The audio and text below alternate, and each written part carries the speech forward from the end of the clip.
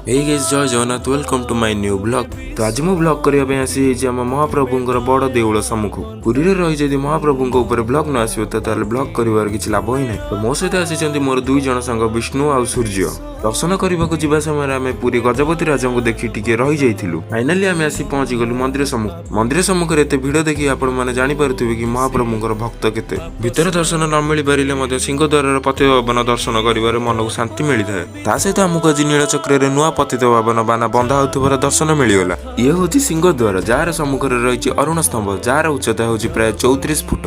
सिंहद्वार balm पार्श्व रे रहिछि स्नान मंडप जेउठारे कि महाप्रभु प्रतिवर्ष स्नान करिथांती। दक्षिण पार्श्व रे रहिछि रोषैशाला जेउठारे कि 60 पौठी भोग रंधा होइथाय। मंदिर सम्मुख ऊपर भाग में माता लक्ष्मी विराजित भितर अछंती पतित पावन जी की समस्त सिंहद्वार सम्मुख दर्शन देइथांती। दर्शन सारी महाप्रभुंकर आशीर्वाद नहीं आमे बाहरी गलु घर को जीवा पई। आज ब्लॉग को एंड करछि। वीडियो को लाइक और चैनल को सब्सक्राइब करने को जमारू भूलिबेनी। जय जगन्नाथ।